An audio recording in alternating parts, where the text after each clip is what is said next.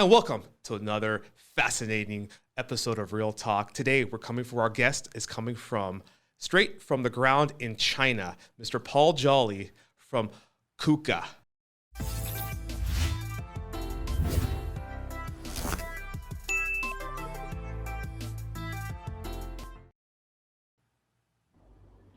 Hi, Hey Paul. Rob, How are how you you? doing? I'm great, thanks, brother. It's a bit late here at night, but I'm still awake. Well, thanks for coming on the Real Talk. I know it's probably about 11, 12 o'clock at night in China. But I really wanted to have this talk with you because you're on the ground in China.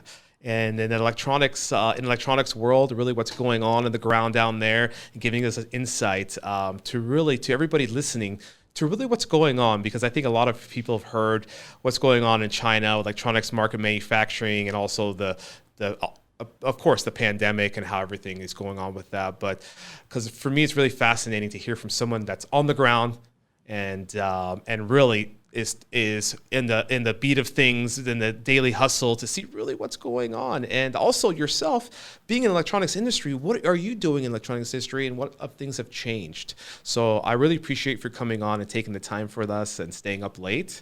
But first, I want to start with, who is Paul Jolley?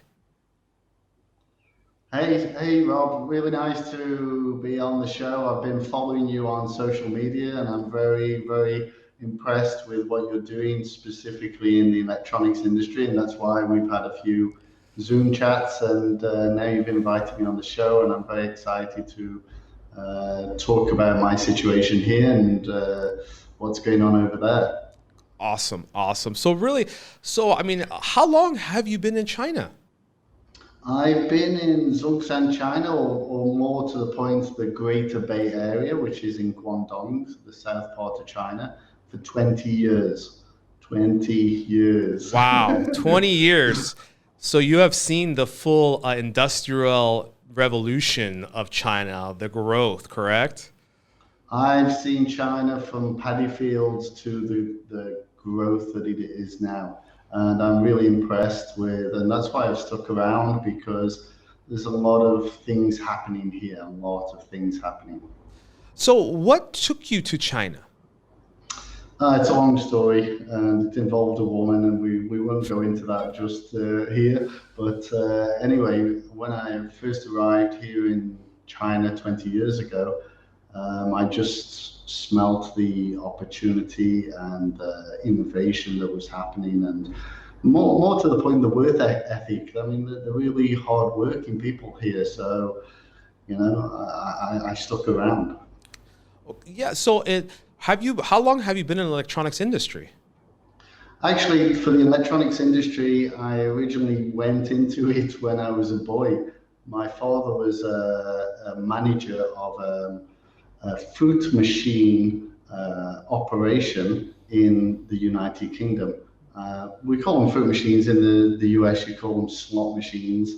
But basically, I was from roots up as a service engineer, repairing video games, fruit machines, all these sorts of things. So I was on the ground as an engineer. Awesome. I know it's fascinating. It's like how you've been there, because personally myself, I've been traveling to China for 20 years, and I've seen it. I haven't been living there, but I spent maybe 3 to 4 months on average per year in China for the past 20 years, because of the growth in electronics field, and a lot of our customers have transitioned in the manufacturing out there. But really overall, so can you give me a timeline of when you went to China, the industry you Sorry, are in, and say again one more time. can you give me a timeline of A when you, timeline. yeah, When I first came to China, I came correct. in 2001, and at that time I was more involved in B2C and digital marketing because it was just one of my passions. So I jumped into that field, as it were. So let's take a step back. I think all our listeners right now want to understand, what did you see when the pandemic started in China in January of 2020? What really was happening? What did you hear? Your ear on the ground, the streets. Really, what was happening? And can you give us some of that experience, hands-on? Really, what did you see, and how the government was acting, and how the people handled this pandemic? Okay, so I was here during the very start. Actually, I haven't left for maybe a year and a half now. Hmm. I was back in England back in July, so I never left. I was always here. And during the pandemic, uh, they just took it very, very, very seriously from the beginning. And it was a case of everybody wear masks, and it Yeah. wasn't an if, ands, or buts. It was everyone wear masks. And during the lockdown, everybody stay at home. And in fact, I remember it was only one person allowed out of the household per day, and that was just for 1 or 2 hours to go and get essential groceries and then back again. And that went on for about 2 or 3 weeks. And then slowly, slowly, slowly, they allowed it to open. But still, everybody, I mean, I was in the office and everybody was wearing the Yeah. masks. And slowly, only now, going months on now, that people are starting to walk around with no masks. And even today, I still see people around still wearing masks, but now it's less and less, and Mhm. things have basically gone back to normal. Well, not normal as such as normal, because we still have in a pocket a mask whenever there's a crowded area and we're feeling a little bit uncomfortable. But in general, it's no masks. Well, I mean, extremely fascinating compared to other parts of the world of what's happening, and how the China handled this. And I know most factories have been opened. I think since probably middle February to end of February. I think a majority of factories did reopen. I think in specific areas. I think the some of the harder hit took a little longer till March, but that's what I wanted to understand from you of really being on the ground. Really, what was your experience? How did you feel? How was your safety? Did you feel, and how was the media on the ground and the Chinese government handling the situation? My personal opinion is the Chinese handled it really well, Okay. and I felt really safe. Straight away, they had a green QR code which you had to scan on your Yeah. phone. So I remember one time I drove around the bay to Shenzhen, and I was a little bit worried because not so many foreigners here in China at this time, and we were classed as it's coming in from abroad. So I had to go through a police check and a whole scan and everything, Yeah. just to drive a couple of 100 kilometers. And it was a little bit scary, but they were taking it very seriously. Mhm. I mean, my own self, I felt completely safe because they've got so much. I don't want to say control, but they've just got the act together, if you know what I mean. And I don't say that bad for Yeah. anybody else, because I only hear bits from the news. I just know what's going on here. Yeah. Yeah. So, I mean, you brought up something like this app. What did this app do, and how did it operate for knowing, what was it all about for this testing of the app? So basically, they have a master app, let's call it, in China called WeChat, Hmm. and everybody has it. I know yourself also Yeah. has it as well. We communicate. But basically, everything in China is QR codes. Okay. If you want to buy a cup and there's a QR code on it, you just scan it and it takes you to a little shop, or it's called a mini app, Hmm. and you can purchase the cup. And it was the same thing with for the coronavirus. You could scan this little QR code, which will take you to a mini app. Hmm. And from there, it will tell you where you've been. So if I go into an office in Shenzhen and I just scan and it'll tell me where that QR code was. And then I go somewhere else and it tells me where I previously was. And there's a green, I think there's a red and another color. I don't know the other colors. Just know I'm always been green. I've been okay. Well, well, that's good. So the colors, so they basically, when you check in, I think because as some people might know, the massive form of, of transportation in China is public transportation. You know, the subways and the trains and the high speed rail and also airlines as well. So I think when you go into each one of those the provinces or around China, so you check in, right? So they check you, so they kind of track where you are, correct? Yes, they track where you are, wherever you go, Okay. particularly during the pandemic time. I mean, just go into your home garden. I mean, a lot of the way that we live over here in China is we have gated communities. Okay. And they're very luxurious gated communities, don't get me wrong, with Yeah. nice swimming pools and everything else, but you have to still go through security. And even that was a QR code. And basically, it had something like this, Okay. which says, I've got a green code, I'm good to go, you know? So, I mean, I would understand that the app tracks to make sure that you weren't in a because if they can track all the people in China or where they've been located, they know where the hotspots are, and if you've been exposed to a hotspot, your I think your color will change from green to maybe orange or red because you might have been exposed during that time. Correct? That's correct. As Okay. far as I know the system, because Okay. I just know Paul scan that QR code when you go in there. Yay, I'm green, I'm good to go, right? Yeah. But I think the way the Chinese have done it is really highlighted everything because, you know, if you do get coronavirus now, they've got so many hospitals available, which they built, remember. So you get treatment straight away, and the vaccine's just around the corner. Yeah. So everybody's putting the guard down a little bit When over it here. You know? The big question I have is how your experience is. How the experience come to testing? Have you ever got tested, or how did they process the testing? Did everybody get tested? How is that working? Okay, as far as the testing is concerned, I know a lot about this because Hmm. I cooperate with a manufacturer just down the road here in Zhongshan, Hmm. and they produce a test kit. Now, there's three different kinds of test kits. There's the rapid test kit, Hmm. there's a hospital test kit, and there's a the nuclear acid test kit. Okay. So the Chinese were mainly using the nuclear acid test kit.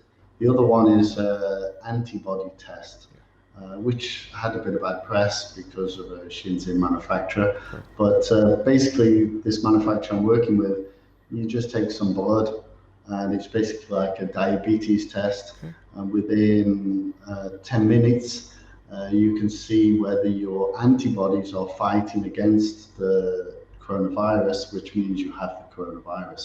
Yeah. And there's a 3 to 5 day window when the antibodies come out and attack. So yeah, they were using mainly the nucleic acid test where they put the thing down your throat Hmm. and test, and also the antibody test. Okay. Interesting, because as I said, everybody, you know, here in the U.S. and I think different areas, Europe, different regions of the world, I think the testing is there, but the biggest thing is testing, and it's keeping everybody safe, and and because especially in China, as I know, I've spent a lot of time there. The public transportation, people like social distancing is a big thing here in the U.S. Everybody social distance, but in China, when you want to travel, social distancing can't really happen 6 feet because there's thousands of people, millions of people traveling every day in a subway or a train around to get around or a bus. So, and I know that the Chinese all were very common to wear masks. So, do you think the mask wearing was a big help and a proactive for basically holding this virus back from transmitting from each other, or you know, how's your experience with that? What's your insight? Okay, I've seen a lot of the controversy on the Yeah. news about wearing masks. Hmm. And I don't want it to be too controversial, but it worked. The Yeah. mask worked, and that was the end of it. I mean, the Yeah. mask is to protect you Correct. from other people. So, I mean, it's a social responsibility that if you think you've got a cold, you don't want to pass it on. And the Yeah. Chinese people, or the Asian people, I don't want to just say Chinese people because I'm in China, Yeah. but the Asian people, they respect the other person and they say, okay, if I've got a cold, I'm going to wear a mask so you Yeah. don't get my cold. and it's the same thing, right? Yeah, I mean, I have that experience myself, even traveling to our Asia offices. People will come in who think they have a cold. We're always wearing a mask. And it was very common, even back then, before this pandemic, that people, sometimes two, three people in my office will wear a mask. And as I said, it's just respect to the others that they don't transmit anything that could go around. But I think that's why it was so easy for people to wear the mask. Exactly. It's like a cultural more thing, Yeah. it's just they're okay to wear the mask. And I mean, to be fair, when the height of the pandemic was happening, going on a cramped train, it's not something you wanted to do anyway, with or without a Yeah. mask. Correct. Yeah, all I mean, that's a social distancing, the surface touching and all that was there. But, that's really good insight. That's what I want to understand, really, the perspective that you have actually being on the ground, spending 20 years of your life in China and the evolution of what's happened. And now the biggest thing that's happened in the world is this pandemic. No matter where it came from, how it came to about, it's everybody's dealing with it, and every country has their own rules, regulations, and to get with it and put this behind us, right? And it seems like China is on the forefront of already kind of putting this behind them and moving forward, which is very fascinating to me, especially. We see a lot of stuff in the images and news, and there's like concerts and things happening in China again, and big gatherings again. Since here in the U.S., it's been very hard to have those type of gatherings, and businesses are affected. A lot of stuff is affected. But another question I have is, how was the business side? Did the Chinese government also give back to a lot of the businesses that had challenges, had to close down for 3 to 4 to 5 or a couple months? How did that work? Do you know any supplementation? Do you know anything that happened with that?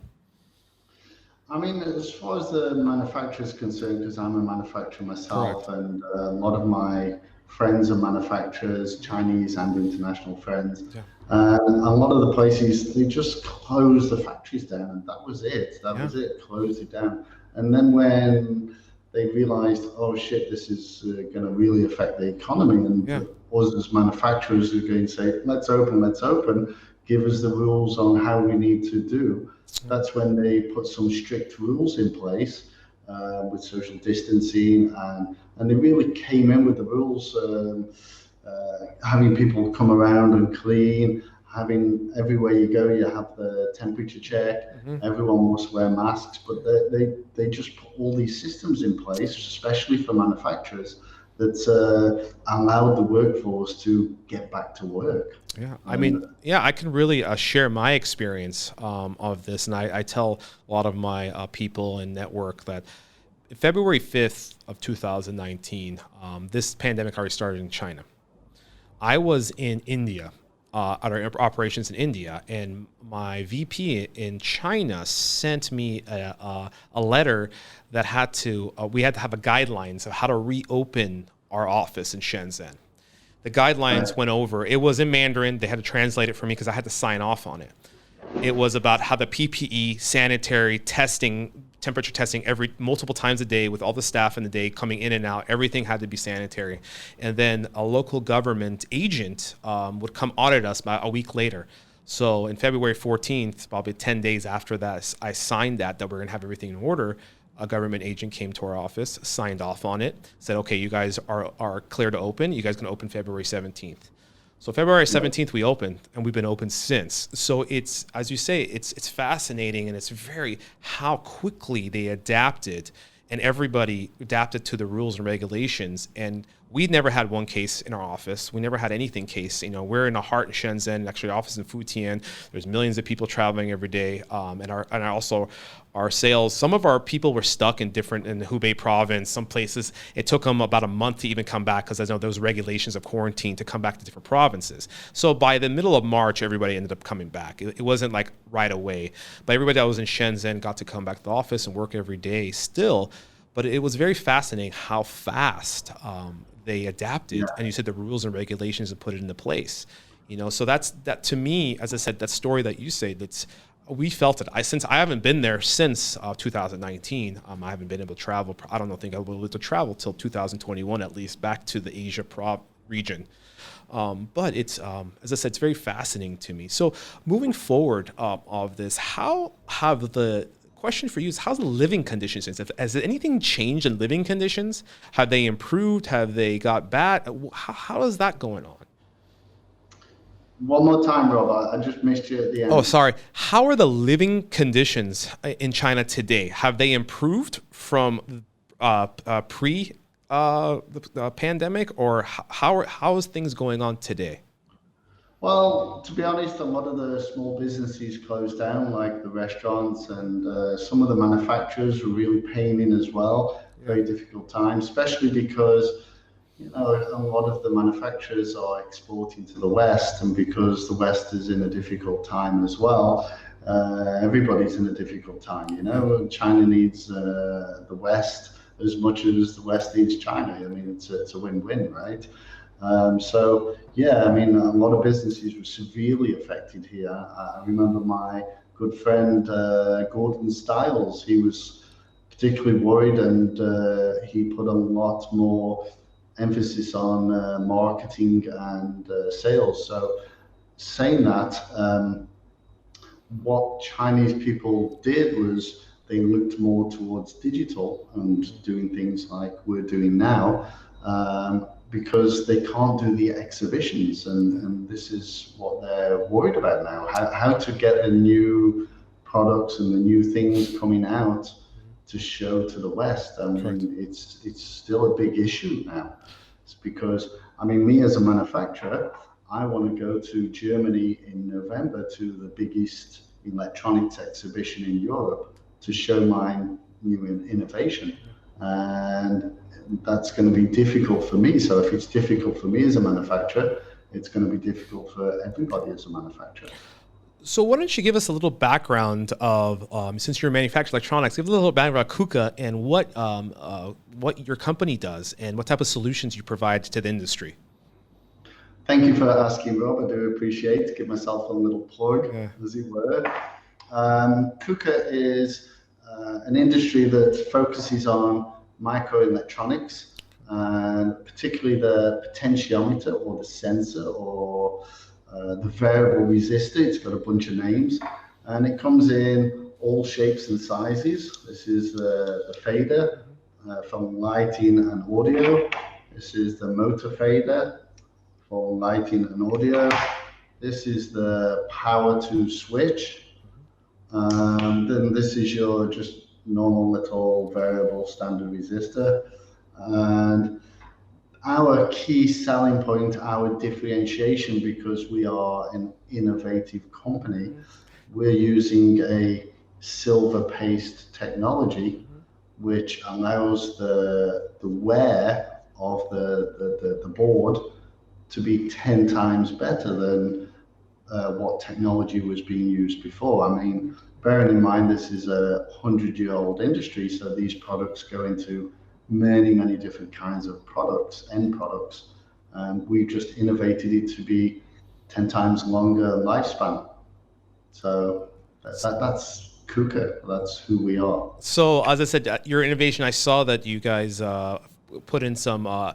You guys went into a competition for innovation or a startup as a new company, and you guys are putting your products in there. And it's very fascinating. As I said, it's the innovation and the durability of building longer, more durable, more efficient products. Because that's at the end of the day, it comes to quality, and people don't like to have failures in their products. They want to have longer durability.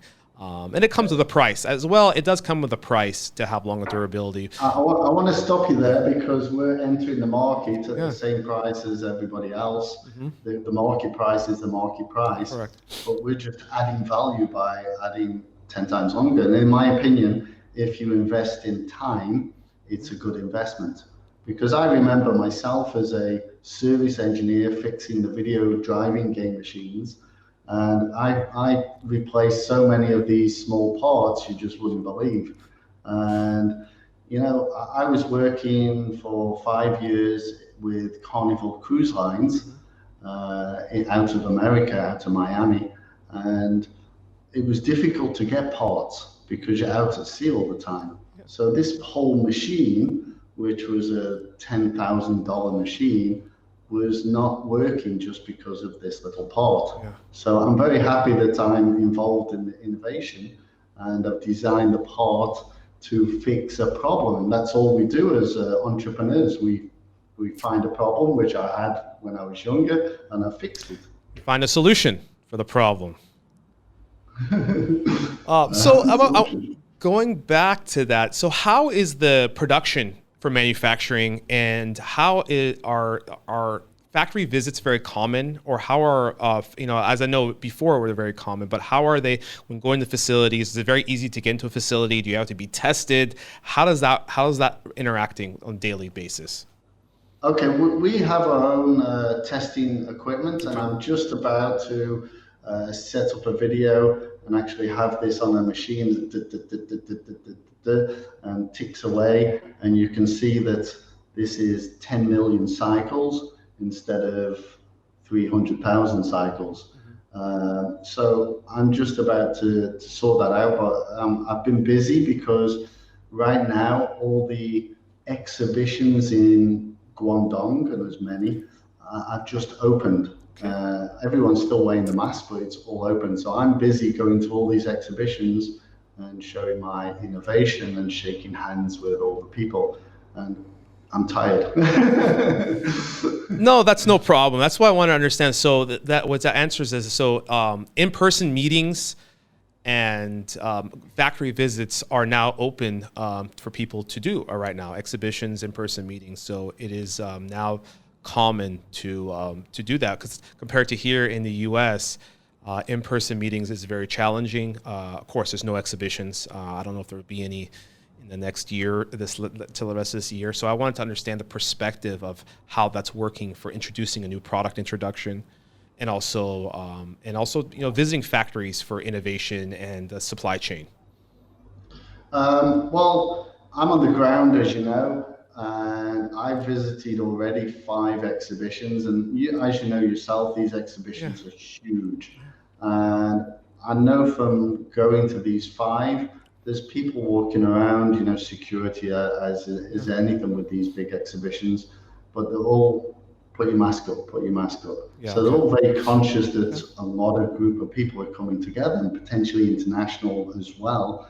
Um, for regular meetings like going to visit a manufacturer, again, I think it's all courtesy. If you think you've got the coronavirus, you're going to keep your mask on, or if you think you've got a flu. Yeah. But once you sit down to a meeting, it's just kind of in the air that I'm okay. Okay. And if I take my mask off, I'm telling that other person I'm okay, right? You can check my green thing if you Yeah. want, right?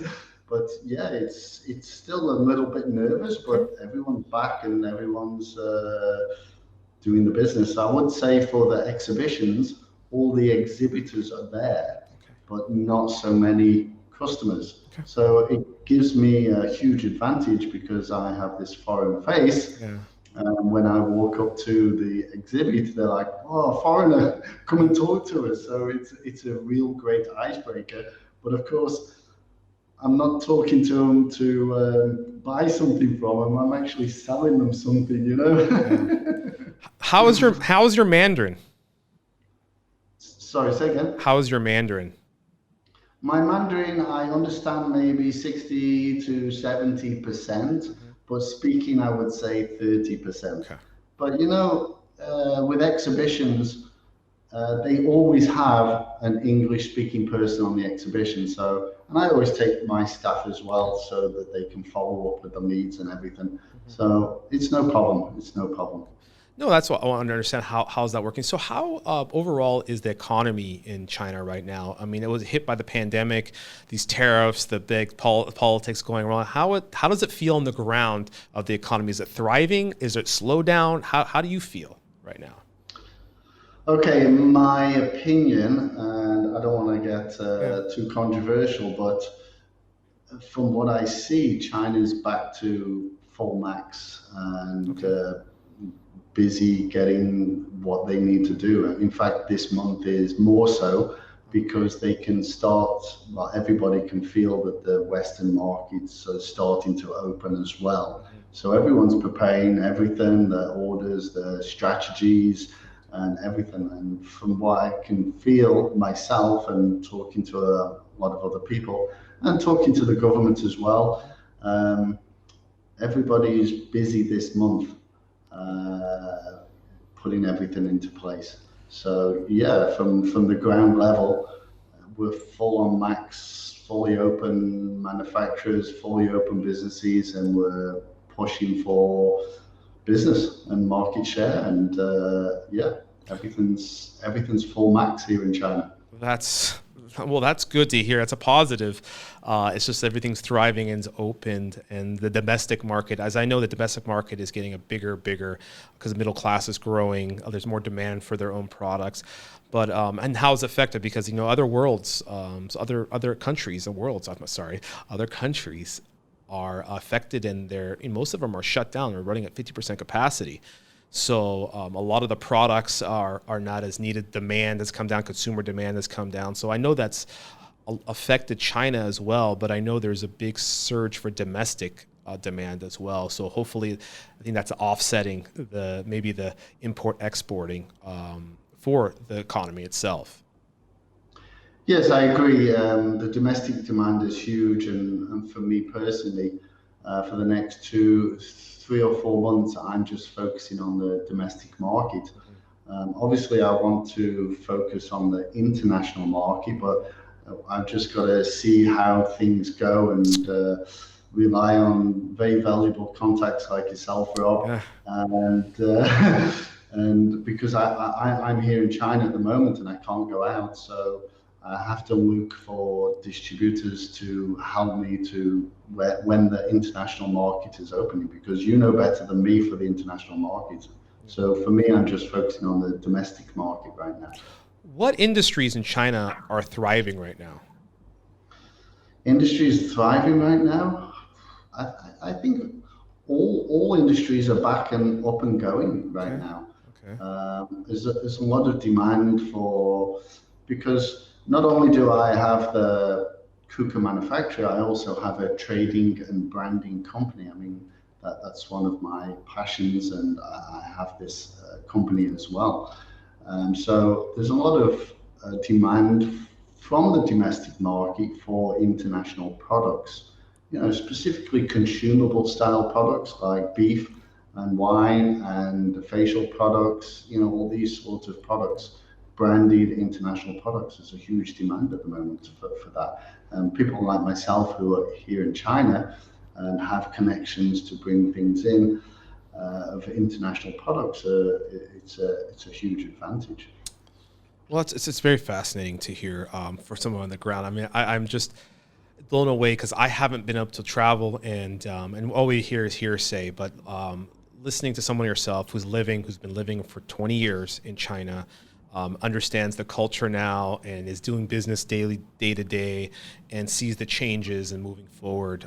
It's to me, it's outstanding. And I'm very thankful to have met you to understand what's going on, because I get information from my team on the ground, but also hearing other perspective, other people living there and seeing their insights and how it's happening, how their daily living is, how manufacturing, how supply chain, how that is all working and evolving and continuously moving forward. It's very fascinating how China can scale and scale big really quickly. So, but another question I have for you before we wrap this up is, what do you see for the future in China and the world? What is your expectation? What's your foresight and for your predictions of really what's going to happen in the future? Okay, as far as I'm concerned, for my personal predictions, it might not be anybody else's, but I'm involved in marketing and branding, and and also innovation. And what I see is the Chinese, they've been manufacturing for 20 years now. I've been here for 20 years, and I think they're one of the top. I don't want to be controversial. One of the top manufacturers in the world. But now they're spending a lot of money on innovation. And I myself, I'm in a government-run innovation center.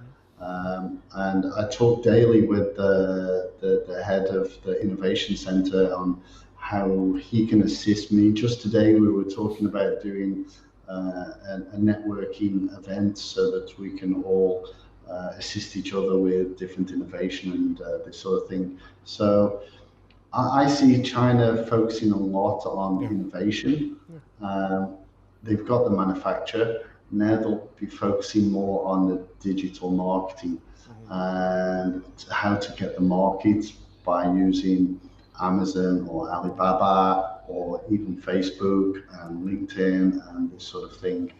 Um, Unfortunately, there's this big VPN and it's a huge controversial in between, but Yeah. I don't know. I don't know. I've already had talks with the telecom people here, and they have a means to turn on a VPN and turn it off. So, but it's a whole political thing. But I can see a lot more brands coming out of China in the next 5 years. Yeah, That's I my agree. prediction. I've seen it myself. China is a big backer of innovation all over the world, not just in China itself. I know the big companies are coming to the States, backing a lot of startups, a lot of technology. Of course, 5G is the biggest say, and the challenges that's politically with Huawei and all these things. But they're really pushing, and they have the power, they have the money, and they have the manpower. So it's just setting politics aside. They are being they're contributing a lot in the next 5 to 10 years. I do believe too. It's kind of a race to see who's going to innovate more in the innovation moving forward. But overall, I'm in the middle ground everywhere. We have business globally. I think China is a great powerhouse. They're a great source. I think every country within America is also one of the biggest innovators in the world, one of the biggest powerhouses in the world with innovation and products, of course. But I think every country has its own core values and what they can provide to the world globally, as we are one world and providing products, innovation, technology, supply chain everywhere. So, but as I said, it's fascinating for me, and I really like talking to people like yourselves with their experience, and especially in different regions of the world, so I can learn, understand what's going on, and it can make my decisions of my company, what's going on with people, how decisions with management, and how we also grow and where we invest as well, right? So. Yeah. But I want to say before we end this up, do you have anything to add? Anything like to share before we wrap this up? Anything to add? Just innovation. I mean, I Yeah. joined this innovation competition for the Greater Bay Area of Guangdong, and I think my product's pretty good. Okay. I think mine's 10 out of 10. But I only came 17th out of 308. So there's a lot of things coming, and the Chinese are not competing with the world, they're competing with Themselves. themselves. I mean, I was in a competition with them, right? Yeah. Yeah. And it was a competition with themselves, and now they're getting more and more creative. I mean, I would say as a marketing person, I'm quite a creative person. Yeah. I understand a lot about creation and innovation. And the 20 years previous, they didn't have the imagination. Uh-huh. But over the 20 years, they've been product designing for so long. They're as creative as we are and thinking outside the box. And I'm not saying, you've got to understand China. I mean, just 50 years ago, they were all farmers, and it was a farming culture. So Uh-huh. they've come so far in such a short time. I mean, I'm Yeah. just outstanding. I mean, the infrastructure here is unbelievable. Unbelievable. I mean, I can Yeah. get to Shenzhen on a metro very easily. Whereas if I'm back in my hometown in England, I've got to take British Rail, you know? Yeah, I mean, firsthand, I have the experience too. It's amazing with the infrastructure, high-speed trains, the way you travel. Sometimes the high-speed trains are faster than planes, these days, because of all the delays and things. There's so much air travel. Well, this is pre-pandemic when I was traveling. We would take from Shenzhen a train, 5 hours from Shenzhen to Shanghai, and we can have internet the whole way. But in the plane, you have security. You get in the plane, even the plane's 2.5 hours flight, but actually the train's actually more efficient because it's always on time, and you have internet the whole way, so you can work and you can have meetings. So these are a lot of the things that are fascinating with what innovation has done in Asia and China in general. But once again, I want to thank you, Paul. Thanks a lot for coming on this. Thanks for sharing your insights, your company information, what's going on in China on the ground, and your experience. It's been hopefully all the listeners are enlightened and inspired of what's happening, and to give a different perspective of really what's going on than what people hear in the news, and really how we're all trying to move forward, and every country is trying to move forward past this, put this behind us, and innovate and be a better country in general. But thank you again. And as I always leave all the podcasts, remember, guys, be smart, be thoughtful, be generous. Thank you, Paul. And I'll be talking to you again soon. Thanks for having me on, Rob. And if anyone has any questions for me, you can always click the link below, right, Rob? Yes. And always connect with me, and I can answer any questions, honestly, of my experience here in Guangdong, China. Thank you, Paul. Thanks for having me, Take Rob. care, guys. Thanks. Bye-bye.